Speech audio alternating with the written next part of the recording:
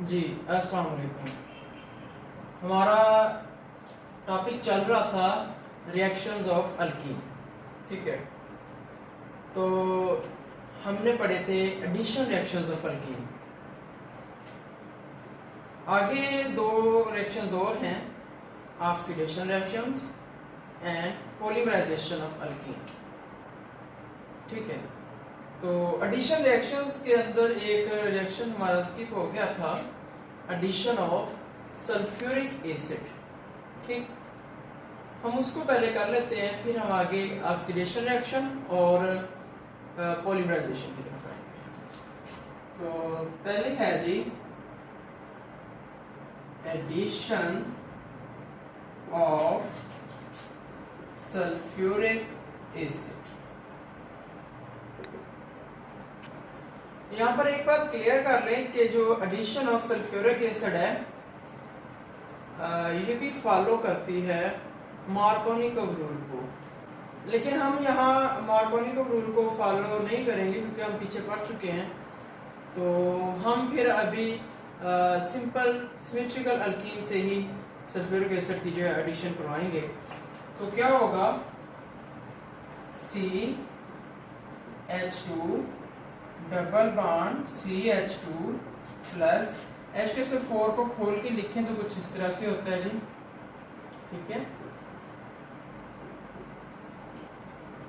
Sulphur 6 bond बनाया होता है। सल्फर का वैलेंस शेल में कितने होते हैं, 6 इलेक्ट्रॉन्स होते हैं, तो वो 6 का 6 यूटिलाइज कर लेता है for the bonding in the sulphuric acid.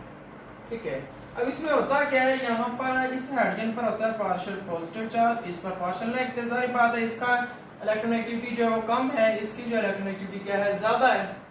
तो होगा क्या, यहाँ से सिंपल अल्कीन आएगा, वो इसके ऊपर अटैक कर देगा और यहाँ से ऑक्सीजन इधर चला जाएगा। ठीक है, तो सिंपल जैसे आप पहले रिएक्शंस पढ़ चुके हैं कि क्या होगा कि यहाँ से जब बॉन्ड उधर जाएगा वो हाइड्रोजन को एक तरफ, अब हाइड्रोजन यहाँ पर ये सिमेट्रिकल मॉलिक्यूल है, हाइड्रोजन इधर ऐड कर लें तो ये बाकी ग्रुप होगा वो सारा इधर लग जाएगा। ठीक है, आप हाइड्रोजन इधर ऐड करें तो बाकी ग्रुप है वो इधर लग जाएगा। तो आप जिस तरह से ज्यादा सूटेबल समझें उस तरह से कर लें।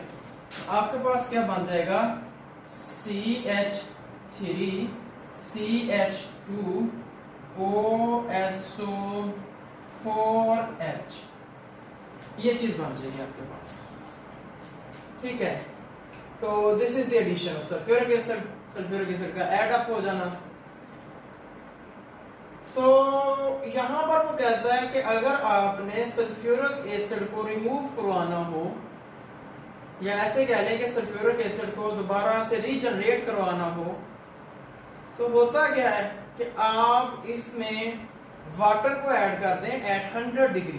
ठीक है, तो जब आप 100 डिग्री पर वाटर को ऐड करेंगे तो क्या होगा, सल्फ्यूरिक एसिड जो होगा वो रीजनरेट हो जाएगा और आपके पास जो प्रोडक्ट प्रोड्यूस होगा वो क्या होगा, अल्कोहल। तो उसके लिए क्या होगा, वही प्रोडक्ट है आपके पास। ठीक है, उसी को आप देखें, वो प्रोडक्ट है जी CH3 CH2 OSO4H प्लस आप कर दें जी क्या, वाटर। 100 डिग्री पर इसको हीट अप करें। ठीक है, तो आपके पास क्या होगा कि वाटर के अंदर से एक H जो है वो इसके साथ मिल जाएगा। देखो ना, यहाँ पर सिर्फ एक H ही है, H2SO4। सल्फ्यूरिक में H2SO4 होता है, एक H कम हुआ है ना यहाँ से, जो इधर आके इथीन के साथ लग गया है वहां। तो वहां अगर अब वाटर के अंदर से एक H इसके साथ दोबारा से आ जाए तो ये क्या होगा, ये प्रोडक्ट दोबारा से रीजनरेट हो जाएगा और आपके पास क्या बन जाएगा, CH3 CH2, यहाँ पर OH, यहाँ से H सपोज कर ले इसके साथ लग गया तो ये निकल जाएगा, बाकी जो OH बचा है वो इसके साथ आ गया। आपके पास क्या बचा, H2SO4। So this is a simple type of addition reaction। ठीक है, अगर यहाँ पर अनसिमेट्रिकल अल्कीन आप खुद उसको ट्राई करें क्योंकि आप पहले कर चुके हैं मार्कोनिकोव रिएक्शन में, मार्कोनिकोव रूल में, एडिशन ऑफ हैलोजन एसिड में। तो वहां पर आप सिर्फ एक कार्बन एक्स्ट्रा लगाएं, पीछे एक और कार्बन लगाएं, फिर आप देखें कि जो ये सारे का सारे देखें ना, यहाँ पर जब यहाँ से प्रोटॉन इस पर अटैक कर देता है तो ये सारे का सारे, ये नेगेटिव इसके ऊपर आ जाएगा तो ये सारे का सारा एक नेगेटिव आयन क्रिएट होगा, जैसे मार्कोनिकोव रूल में आप देखते थे हैलोजन आयन क्रिएट होता था। तो हैलोजन आयन नेगेटिव आयन किस तरफ जाएगा, जहां पर हाइड्रोजन की तादाद क्या है, कम है। तो आप फिर वो खुद से प्रैक्टिस करके उसको देखें किस तरह से ये रिएक्शन हो सकता है। ठीक है, दूसरी बात इसमें ये चीज नोट कर लें कि इस रिएक्शन में जो सल्फ्यूरिक एसिड होता है वो कंसंट्रेटेड हालत में यूज होता है। ठीक है, अब कंसंट्रेटेड सल्फ्यूरिक एसिड क्या होता है, जिसके अंदर सल्फ्यूरिक एसिड की मिकदार क्या होती है, ज्यादा होती है और वाटर उसमें कम होता है। मतलब आप कह लें गाढ़ा गाढ़ा किस्म का जो एसिड होता है वो सल्फ्यूरिक एसिड होता है। ठीक है, तो नेक्स्ट करते हैं जी। नेक्स्ट अब हम स्टार्ट करते हैं oxidation reactions of alkyne. Oxidation में सबसे पहले है जी सिंपल कंबस्टन है, फिर है जनरेशन ऑफ एपॉक्साइड, वो एक अलग से है, और फिर है आपके पास ओजोनोलाइसिस, फिर साथ में है hydroxylation of alkyne in the presence of simply कह लें कि आप ऐसे कह लें कि oxidation of alkyne in the presence of KMnO4। ठीक है, तो हम इनको स्टेप बाय स्टेप इन सबको करते हैं। सबसे पहले आप कर लें कंबस्टन।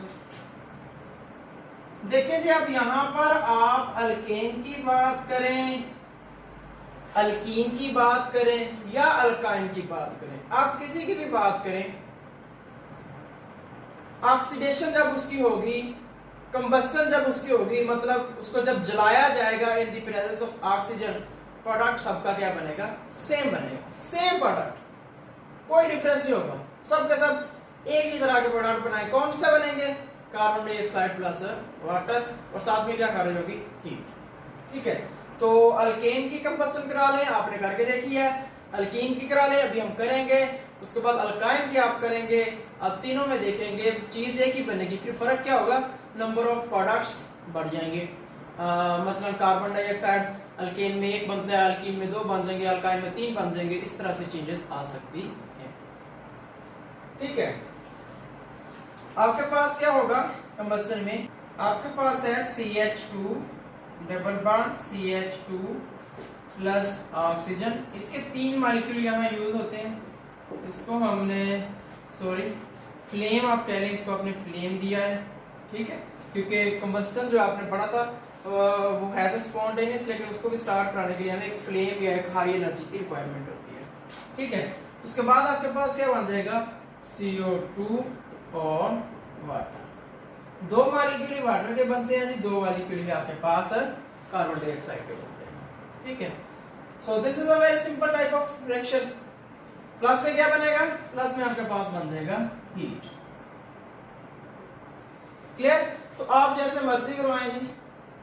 आपके पास मीथेन था तो 1 कार्बन डाइऑक्साइड 1 वाटर बना था, यहाँ इथीन है तो 2 चूंकि कार्बन वाला कंपाउंड है तो 2 आपके पास बन गया कार्बन डाइऑक्साइड और 2 ही आपके पास क्या बन गया, वाटर। सही है, इस दौरान हीट खारिज होगी। हीट जो है उसको in the presence of oxygen, आप ऐसे कह लें एक्सेस ऑफ ऑक्सीजन, ये रिएक्शन कंप्लीट होगा। ठीक है, उसके बाद नेक्स्ट है जी एपॉक्साइड फॉर्मेशन। एपॉक्साइड फॉर्मेशन, अब ये कैसे होगा या इस रिएक्शन में क्या फर्क होगा, पहले आप देख लें एपॉक्साइड क्या होता है। एपॉक्साइड इस ग्रुप को कहते हैं जी, अगर 2 कार्बन आपस में भी अटैच हो और उसके साथ साथ वो एक ऑक्सीजन से भी अटैच हो, देखो 2 carbon bonded atoms are connected through oxygen, मतलब 2 ऐसे एटम्स हैं कार्बन के जो ऑक्सीजन के जरिए लिंक किए हुए हैं। यहाँ पर एक कंफ्यूजन हो जाती है, यहाँ पर जब आप फार्मूला देखेंगे आपको कोई कंफ्यूजन नहीं होगी, क्योंकि आपके पास क्लियर है, आपको याद है कि ये एपॉक्साइड का फार्मूला है। ठीक है, इसके साथ एक और मॉलिक्यूल होता है या एक फंक्शनल ग्रुप होता है, वो होता है COC। जब आप थ्योरी में पढ़ते हैं ना, तो चूंकि थ्योरी में इन दोनों की स्टेटमेंट ऑलमोस्ट सेम बनती है। कैसे, when the 2 carbon atoms are linked through oxygen, then the functional group is called ether group. लेकिन जो एपॉक्साइड आएगा उसमें थोड़ी सी चेंज आती थी। क्या? when the two carbon bonded carbon atoms, मतलब जो आपस में बॉन्डेड है, also join via or through oxygen atom, then the functional group will be epoxide. अब इसमें देखिए फर्क सिर्फ वहां पर है, दो कार्बन ऑक्सीजन के जरिए लिंक हो, यहां पर है कि दो कार्बन जो आपस में बॉन्डेड हो और ऑक्सीजन के जरिए भी लिंक्ड हो, वो क्या कहलाएगा? एपॉक्साइड। तो ये दोनों फंक्शनल ग्रुप्स को स्टेटमेंट के लिए, एमसीक्यूज के लिए ध्यान में रखें कि ये एपॉक्साइड है और ये क्या है? ईथर है। तो हम एपॉक्साइड फॉर्मेशन की बात कर रहे हैं जी, तो उसकी तरफ आते हैं। हमारे पास होता क्या है? एक इथीन है प्लस ऑक्सीजन, जारी बात है ऑक्सीडेशन होगी, और आपके पास जो कैटलिस्ट है वो Ag2O है और 300 डिग्री आपके पास टेम्परेचर है। पहले भी बता चुका हूं कई बार कि जो कंडीशंस हैं, जो कैटलिस्ट है, टेम्परेचर्स हैं, ये बहुत इंपॉर्टेंट हैं, ठीक है? इसलिए अगर कभी मिस्टेक हो जाए तो उसके नंबर आपके कटेंगे एग्जाम के अंदर, ठीक है? एग्जामिनर उसको नंबर कम करेगा। तो इस क्यों, उसकी रीजन क्या आती है? उसकी रीजन ये होती है, अगर मैं यहाँ से Ag2O हटा दूं तो ये रिएक्शन में भी प्रोसीड हो, बहुत स्लो हो, या प्रोसीड ही ना हो, या मैं टेम्परेचर कम ज्यादा कर दूं तब भी ये रिएक्शन में भी प्रोसीड ना हो, किसी और तरफ को चला जाए, ठीक है? तो इसीलिए कंडीशंस जो होती हैं किसी रिएक्शन की वो बहुत इंपॉर्टेंट होती है। तो होता क्या है, अब यहां पर आपके पास बनना क्या है कि CH2 है, एपॉक्साइड बनना है तो CH2 है। अब और कोई कार्बन है ही नहीं, यहां कोई और कार्बन नहीं है, तो आप क्या करें? सिर्फ हमारे पास ये ऑक्सीजन के जरिए आपने लिंक कर दिया, दिस इज एपॉक्साइड, ये एपॉक्साइड बन गया, ठीक है?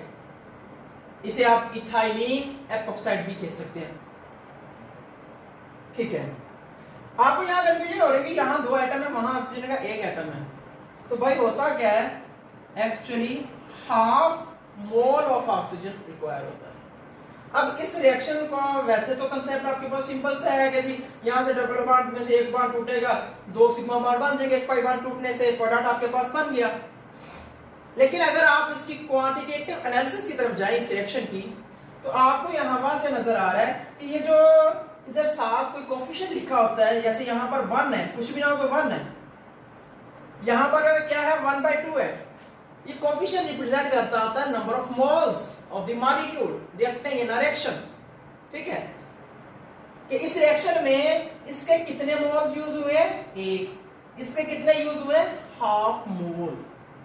अब इसमें ये चीज मैं क्लियर करना चाह रहा हूं, इसमें आपने ये ना हो कि आप कहेंगे जी हाफ ऑक्सीजन यूज होना है तो आप कहेंगे चलो जी मैं एटॉमिक ऑक्सीजन लगा देता हूं, ये गलत है। एटॉमिक ऑक्सीजन का यहां लगाना गलत है। क्यों? मॉलिक्यूलर ऑक्सीजन यूज हो रही है, half moles of oxygen use हो रहे हैं, half moles, not half molecule. Half molecule नहीं यूज हो रहा, हाफ मोल्स यूज हो रहे हैं। अब आप हाफ मोल्स का मतलब क्या कहेंगे? यहाँ हाफ मोल्स का मतलब क्या हुआ? इसका मतलब यह हुआ कि अगर इसके मैं लूं 6.02 क्रॉस 10 की पावर 23 मॉलिक्यूल्स, आ गया होगी समझ? अगर इसके मैं लूं 6.02 क्रॉस 10 को 23 मॉलिक्यूल्स, तो इसके क्या लूंगा? इसके हाफ लूंगा, हाफ ऑफ 6.02 क्रॉस 10 की पावर 23। तो मॉलिक्यूल तो पूरे पूरे आए ना, कोई एटॉमिक फॉर्म में तो नहीं ऑक्सीजन आई, ठीक है? लेट्स सपोज अगर मैं इसके 16 मॉलिक्यूल्स ले रहा हूं, इसे इस पॉइंट के मुताबिक अगर मैं इसका 16 मॉलिक्यूल ले रहा हूं तो इसके कितने लूंगा? 8 molecule. So there is a quantitative analysis behind this reaction, ठीक है? तो इस रिएक्शन के पीछे क्वांटिटेटिव एनालिसिस का कांसेप्ट है कि मॉलिक्यूल्स की तादाद कम हो रही है। ये नहीं हो रहा कि आपके पास मॉलिक्यूल नहीं, यहां एटॉमिक ऑक्सीजन के हैं जी आप O2 की जगह O लिख दे, ऐसा नहीं कर सकते आप, ठीक है? तो ये बात आप इसमें क्लियर कर लें। तो ये रिएक्शन था जी एपॉक्साइड का, आपके पास कंप्लीट हो चुका है, वेरी सिंपल रिएक्शन। उसके बाद आते हैं हम हाइड्रोक्सिलेशन ऑफ अल्कीन, या इसको आप कह सकते होते हैं oxidation of alkyne in the presence of KMnO4। ये रिएक्शन बहुत मशहूर भी है, बहुत इंपॉर्टेंट भी है। ठीक है, कैसे मशहूर है कैसे इंपॉर्टेंट है वो हम अगले स्टेप में जब ये रिएक्शन कंप्लीट कर लेंगे, फिर हम इसकी थोड़े से यूजर्स एप्लीकेशन की तरफ आएंगे, फिर आपको पता चलेगा कैसे। हाइड्रोक्सिलेशन ऑफ एल्कीन, इसमें क्या होगा, इसमें हमारे पास पहले ये बात कंडीशन देख लें कि इसमें 1% अल्कलाइन KMnO4 सॉल्यूशन यूज होगा। 1% KMnO4 अल्कलाइन सॉल्यूशन इसमें यूज होगा इस सेशन के अंदर। ठीक है, इस 1% KMnO4 सॉल्यूशन को आप बायर्स रिएक्शन भी कह सकते हैं, बल्कि इसका नाम ही बायर्स रिएक्शन नहीं, बायर्स रिएजेंट भी आप इसको नेम देते हैं। ठीक है, तो ये ऐसा यहाँ बेसिक रिएजेंट है जो इन्वॉल्व होगा हाइड्रोक्सिलेशन ऑफ अल्कीन में। ठीक है, होगा क्या, आपके पास अल्कीन है CH2 प्लस KMnO4 2 मॉलिक्यूल, इसके 3 मॉलिक्यूल ऑलमोस्ट यूज होते हैं, वाटर के 4 मॉलिक्यूल्स यूज होते हैं। ठीक है, ये आपके पास आ गया। होगा क्या, मैं पहले आपको रिएक्शन ही कंप्लीट कर देता हूं। सिंपली क्या होगा, ये डबल बॉन्ड टूट जाएगा, यहाँ दो हाइड्रोक्सिल ग्रुप्स है, हाइड्रोक्सिलेशन है ना, हाइड्रोक्सी ग्रुप किसे कहते हैं, OH ग्रुप को। ठीक है, तो OH ग्रुप की सेंस में इसे क्या कह रहे हैं, हाइड्रोक्सिलेशन। तो यहाँ पर इन दोनों अल्कीन के ऊपर आपने याद क्या कर लेना है कि दो हाइड्रोक्सिल ग्रुप्स यहाँ अटैच हो जाते हैं। तो आपके पास क्या होगा, CH2 सिंगल बॉन्ड CH2, यहाँ पर OH आ गया और यहाँ पर OH आ गया। This is the hydroxylation of alkyne. Alkyne की हाइड्रोक्सिलेशन हो गई है, उसके अंदर हाइड्रोक्सिल ग्रुप्स जो है वो ऐड अप हो गए। बाई प्रोडक्ट साथ में क्या बनेंगे, MnO2 बनता है जी, 2 मॉलिक्यूल प्लस KOH के 2 मॉलिक्यूल्स बनते हैं। ठीक है, ये आपके पास ओवरऑल इस रिएक्शन का प्रोडक्ट बन जाता है। ठीक है, आप इसको याद कैसे करना है, अगर इसके मैकेनिज्म की बात करें तो इसका मैकेनिज्म एक काफी लेंथी है और वो आपके सिलेबस में मौजूद नहीं है। हाई लेवल में जाएंगे, BSc, MSc, BS ऑनर्स वगैरह, स्पेशलाइजेशन ऑफ केमिस्ट्री में जाएंगे, तब आप इस रिएक्शन का मैकेनिज्म पढ़ सकेंगे, वहां पर वाज़ा एक ब्रीफ मैकेनिज्म है। ठीक है, तो इसको याद करने का तरीकाकार क्या है, सिंपली आप क्या याद रखें कि हाइड्रोक्सिल ग्रुप का मतलब होता है OH group. Hydroxylation of alkyne का मतलब क्या हुआ कि अल्कीन की जैसे हाइड्रोजिनेशन ऑफ अल्कीन होता है, हाइड्रोजन का ऐड होना, हैलोजिनेशन ऑफ अल्कीन का मतलब क्या होता है, हैलोजन का ऐड होना, हाइड्रेशन ऑफ अल्कीन का मतलब क्या होता है, वाटर का ऐड होना, सल्फोनेशन का मतलब सल्फ्यूरिक ग्रुप ऐड होना। मतलब क्या हुआ कि जिस तरह से नेम से ज़ाहिर होता है, इसी तरह से यहाँ पर वाज़ेह नेम्स हैं और उन नेम से आप इसको क्या नाम दे सकते, जैसे ये हाइड्रोक्सिलेशन है तो इसका मतलब क्या है, हाइड्रोक्सिल ग्रुप। हाइड्रोक्सिल ग्रुप क्या होता है, OH ग्रुप।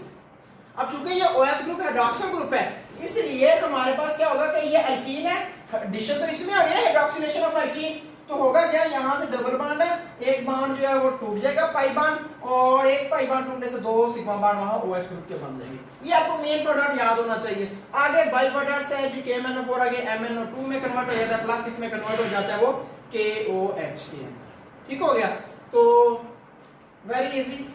अब हम आते हैं इसके एप्लीकेशन की तरफ कि ये रिएक्शन जो है किस तरह से प्रोसीड करते हैं, इसका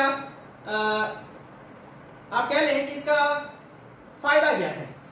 ठीक है, इस रिएक्शन का क्या हो रहा है, अनसैचुरेशन से प्रोडक्ट क्या बन रहा है, सैचुरेटेड प्रोडक्ट बन रहा है, डबल बॉन्ड से क्या बन रहा है, सिंगल बॉन्ड बन रहा है। ये तो पहले भी बनता है, फिर इस रिएक्शन के लिए क्या है इसकी इंपॉर्टेंस है, इंपॉर्टेंस है इस कंपाउंड की। इस कंपाउंड का कलर होता है पिंक, पिंक कलर होता है।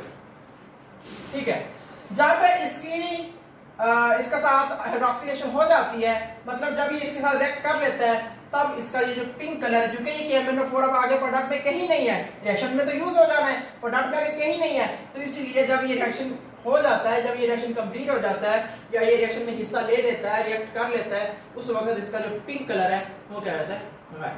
ये एक बहुत बेसिक किस्म का मैट्रिक लेवल का, एफएससी लेवल का ये एक प्रैक्टिकल भी है, एक्सपेरिमेंट भी है, detection of unsaturation in a compound.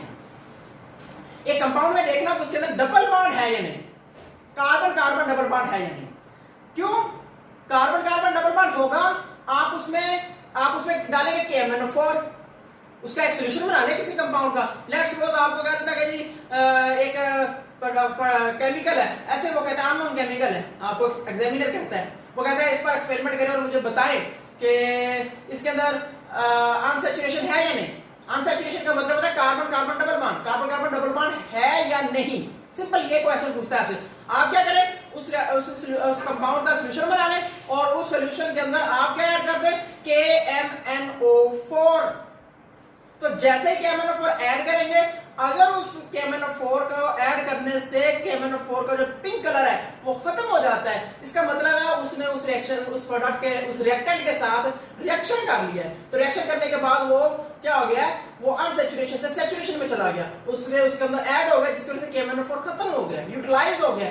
और अगर उसका पिंक कलर खत्म नहीं होगा उसको ऐड करने से, इसका मतलब है उसके अंदर कोई डबल बॉन्ड नहीं है जिस जहां पे जाके हाइड्रोक्सिलेशन हो सके, जहां पे जाके KMnO4 रिएक्शन कर सके और अनसैचुरेटेड को सैचुरेटेड में कन्वर्ट कर सके। इसका मतलब क्या हुआ कि KMnO4 का कलर चेंज होने से आपको पता चल जाएगा वो रिएक्टेंट अनसैचुरेटेड है या सैचुरेटेड है। जरूरी नहीं अल्कीन ही, बहुत से और ऐसे कंपाउंड्स हैं जिनके अंदर डबल बॉन्ड हो सकते हैं, बहुत से ऐसे फैटी एसिड्स हैं, बहुत से और ऐसे अल्कोहल्स हैं, बहुत से ऐसे कंपाउंड्स हैं जिनके अंदर डबल बॉन्ड होता है। तो आपने सिर्फ चेक करना था डिटेक्शन ऑफ डबल बॉन्ड्स, तो वो आपको इससे पता चल जाता है। ठीक है, तो ये थी इसकी एप्लीकेशन, इसका इंपॉर्टेंस KMnO4 की, कि किस तरह से ये फायदेमंद होता है फॉर लेबोरेटरी रिएक्शंस। इसके बाद हम आएंगे ओजोनोलाइसिस की तरफ, कि ओजोनोलाइसिस क्या होती है और ये प्रोसीड कैसे होती है।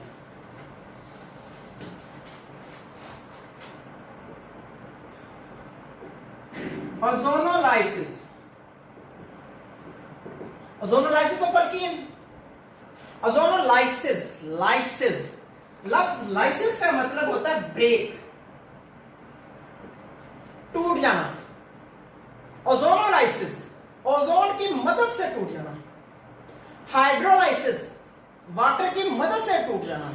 इलेक्ट्रोलाइसिस कोल्ड रिएक्शन, इलेक्ट्रिसिटी की मदद से बॉन्ड का टूट जाना। लाइसिस का मतलब क्या, टूट जाना। ठीक है, तो जिस रिएक्शन के आगे लाइसिस का लफ्ज आएगा, इसका डेफिनेट मतलब ये होगा कि इस रिएक्शन के दौरान कोई जो केमिकल है वो टूट जाएगा, वो ब्रेक डाउन हो जाएगा, उसकी ऐसे कह लो कि क्लीवेज हो जाएगी। ठीक है, तो ओजोनोलाइसिस है, हम इसकी तरफ आते हैं। ओजोनोलाइसिस का मतलब क्या है कि ओजोन को आपने अल्कीन के साथ रिएक्ट करवाना है। किसको, ओजोन को। ओजोन का जो है ये तो इसका मॉलिक्यूलर फार्मूला, इसका स्ट्रक्चर फार्मूला होता है जी O double bond O negative. ठीक है, ये इसका क्या होता है, ये इसका होता है जी फार्मूला, स्ट्रक्चर फार्मूला। ठीक है, इसमें आपके पास इसके ऊपर पॉजिटिव, इसके पास नेगेटिव चार्ज है। क्यों होता है ऐसे, इस पे पॉजिटिव और इस पे नेगेटिव चार्ज कैसे आता है, इस चीज को क्लियर कर लें। यहां पर इस ऑक्सीजन ने 3 बॉन्ड बनाए हुए हैं, इसका मतलब है नॉर्मली ऑक्सीजन कितने बॉन्ड बनाता है, 2, यहां पर 3 बॉन्ड बनाए हुए हैं। तो हुआ क्या है, ऑक्सीजन के पास होते हैं 2 लॉन पेयर, कितने, 2 लॉन पेयर्स होते हैं ऑक्सीजन के पास। यहां उसका 1 लॉन पेयर है, यहां पर इसका सिर्फ 1 लॉन पेयर है। इसका मतलब क्या हुआ कि ऑक्सीजन ने अपना 1 लॉन पेयर जो है वो इस ऑक्सीजन की बॉन्डिंग को पूरा करने के लिए यूज किया हुआ है, जिसके नतीजे में क्योंकि इसके पास इलेक्ट्रॉन की कमी हो गई है, एक बॉन्ड उसने उसके साथ शेयर किया हुआ है एक्स्ट्रा, तो इस पर क्या आ गया, पॉजिटिव आ गया। और यहां पर ऑक्सीजन ने कम बॉन्ड बनाया हुआ है, इसके पास एक्सेस में इलेक्ट्रॉन मौजूद है, उस पर क्या आ जाएगा, नेगेटिव। ठीक है, तो ये तो आपके पास इस ओजोन का मेन कंसेप्ट था कि ओजोन कैसे इन्वॉल्व होता है या रिएक्शन में यूज होता है। ठीक है, हम आते हैं अब अल्कीन की तरफ। अल्कीन की ओजोनोलाइसिस कैसे होगी, होगा क्या, ये CH2 है, डबल बॉन्ड CH2 है, प्लस है O double bond O negative. Sorry, इसको मैं इधर नहीं लिखना चाह रहा क्योंकि यहां से इसको ज्यादा क्लियर हो जाएगा। ये oxygen double bond O negative, ठीक है। अब होता क्या है, यहाँ पर पॉजिटिव है, अब होता क्या है, अब चूंकि इसके ऊपर पॉजिटिव है तो और ये डबल बॉन्ड बनाए हुए है, तो होता क्या है, ये इलेक्ट्रॉन जो है ना, इधर से इलेक्ट्रॉन्स को अपनी तरफ खींचने की कोशिश करता है। इधर इस पर तो अटैक हो नहीं सकता, डबल बॉन्ड का अटैक है इस पर हो सकता है या इस पर भी नहीं हो सकता। क्यों?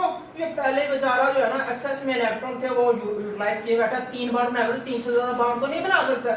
ये ऑक्सीजन एक नॉर्मल सिचुएशन में है, और इसके साथ साथ इस ऑक्सीजन पर चूंकि पॉजिटिव चार्ज है तो ये ऑक्सीजन जो है वो इधर से इलेक्ट्रॉन की विथड्रॉ ज्यादा कर रहा है। हालांकि इलेक्ट्रोनेगेटिविटी दोनों की सेम है, लेकिन इस पर पॉजिटिव चार्ज होने की वजह से ये इलेक्ट्रॉन कमी पूरा करने के लिए इलेक्ट्रॉन्स अपनी तरफ खींच रहा है, जिसकी वजह से इस पर क्या हो जाती है, इलेक्ट्रॉन्स की थोड़ी डेफिशिएंसी हो जाती है। तो होता क्या है, ये पाई बॉन्ड अटैक कर देता है इस ऑक्सीजन पर,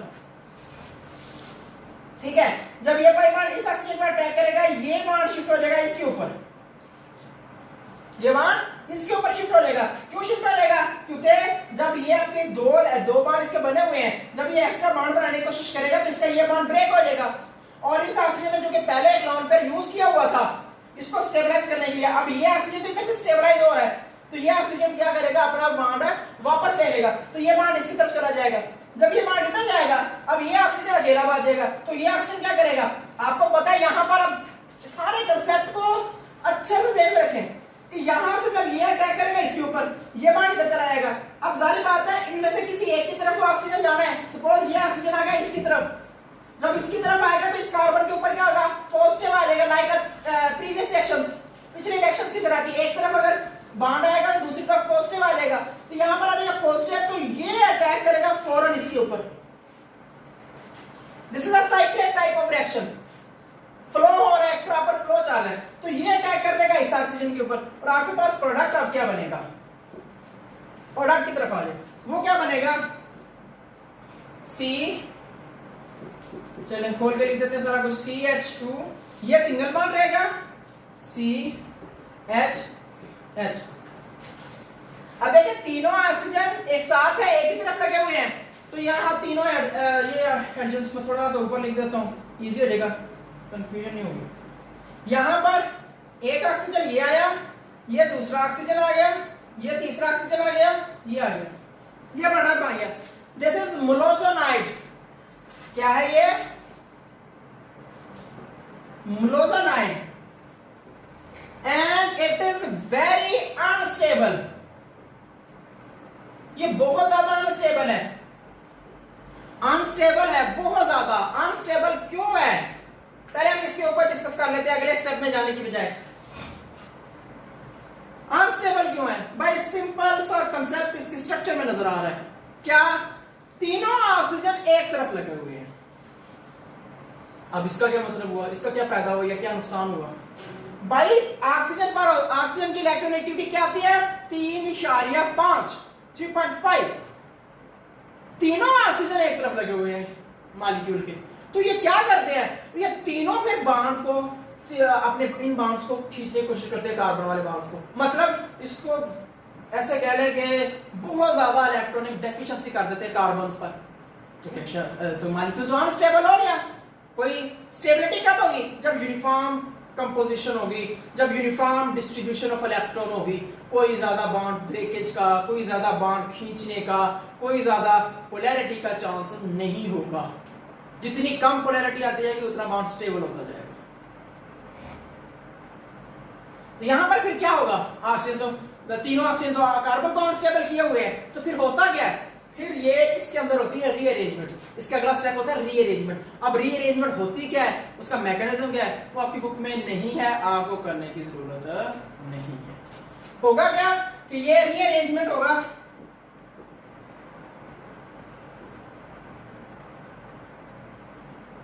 रीअरेंजमेंट होगी, आपके पास क्या आ जाएगा, एक कार्बन ऑक्सीजन ऊपर ले जाएगा, ठीक है, ये ऑक्सीजन दो नीचे आ जाएंगे, ये ऑक्सीजन, ठीक है, बाकी हाइड्रोजन जो है वो लगे हुए। This is known as ozonide, इसे आप क्या कहते हैं, ओजोनाइड। ये भी अनस्टेबल है, लेकिन as compared to molozonide it is somewhat stable. क्यों?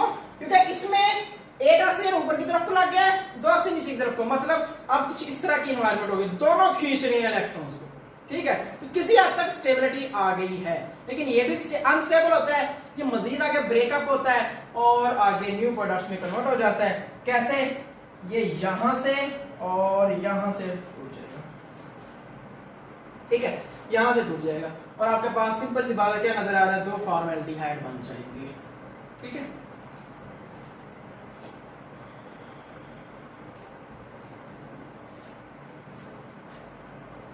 अब फॉर्मेल्डिहाइड बना दें in the presence of water, water की मदद से, यानी कि इसके अंदर वाटर ऐड होगा तो ये आगे प्रोडक्ट बनाएगा। दो फॉर्मेल्डिहाइड बना दिए उसने जी, दो बन गया जी HC++OH और प्लस बन गया H2O, ठीक है। ये आपके पास एंड प्रोडक्ट बन गया ओजोनोलाइसिस का। ओजोनोलाइसिस के नतीजे में आपके पास जो एंड प्रोडक्ट है वो ये बनता है, ठीक हो गया। ये जो बना है आपके पास H2O2, ये जिंक के साथ आगे रिएक्शन करता है और क्या बना देता है H2O प्लस ZnO। इस तरह से आपके पास ये रिएक्शन जो है ओवरऑल कंप्लीट हो जाता है, ठीक है। हम आगे अगले स्टेप की तरफ आते हैं, अगला रिएक्शन की तरफ आते हैं, that is polymerization. See type reaction type जो है, इसमें क्या है, पॉलीमराइजेशन।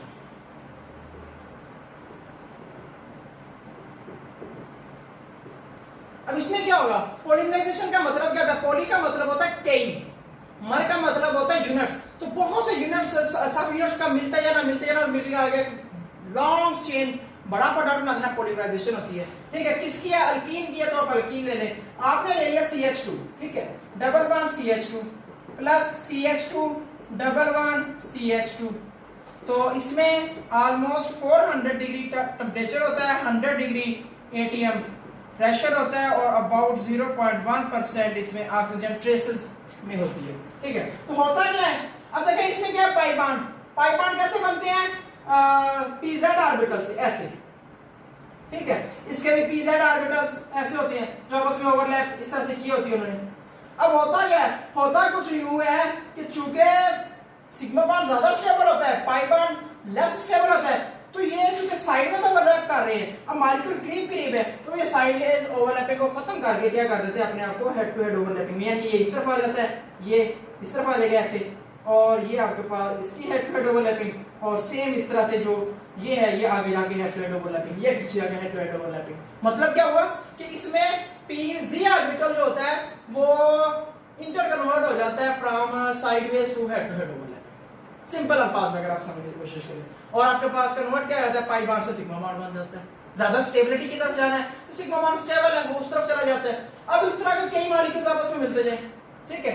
लेट्स सपोज ये दो मिले हैं, इसका बॉन्ड इधर शिफ्ट हुआ, इसका बॉन्ड आगे शिफ्ट, यानी कि यहां से ये बॉन्ड इधर शिफ्ट, यहां से आगे शिफ्ट, तो आपके पास क्या बनेगा, CH2 CH2 CH2 CH2। जब ये बॉन्ड शिफ्ट हो गया वो आगे चला जाएगा, ये बॉन्ड आगे, अगला जो मॉलिक्यूल आएगा उस तरफ चला जाएगा, उसकी ओवरलैपिंग आगे चली जाएगी। अगर नेक्स्ट सपोज अब और आ गया CH2 सिंगल बॉन्ड या C से डबल बॉन्ड कर दें plus CH2 CH2 CH2 CH2, ये आ गया। अब इसमें क्या होगा, ये पाई बॉन्ड है, ये आगे शिफ्ट हो चुका है इसके साथ, मतलब इसके जो pz ऑर्बिटल है वो स्ट्रेट होकर इसके साथ ओवरलैपिंग जो कर देंगे, तो ये बॉन्ड इधर बना देगा, ये इसके साथ यूनियन हो जाएगी, और आपके पास क्या बना देगा, कंडीशंस वही हैं, क्या बनाएगा, आपके पास यहाँ पर 6 कार्बन जुड़ जाएंगे, 1 2 3 4 5 6 हाइड्रोजन, CH2 ये आ गए, CH2 CH2 CH2 CH2 CH2, इस तरह से ये जुड़ी, इस तरह से और CH2 आएगा, वो भी इसके साथ जुड़ता जाएगा, तो मतलब होता क्या जाएगा, pi bond is converting into sigma bond, ठीक है। That's all, long chain molecules आपस में मिलते जाएंगे और लॉन्ग चेन्स जो है प्रोडक्ट आपके पास बनते जाएंगे, ठीक है। So this is a simple type of polymerization. ये कैसे होता है, सिंपल CH2 के यूनिट्स मिलते जा रहे हैं और मिलकर आगे क्या बनते जा रहे हैं, लॉन्ग चेन बड़े प्रोडक्ट्स बनते जा रहे हैं, ठीक हो गया। So this is the polymerization reaction, ये भी आपका कंप्लीट हो चुका है, रिएक्शंस आपके कंप्लीट हो चुके हैं। तो ओके, अल्लाह हाफिज़।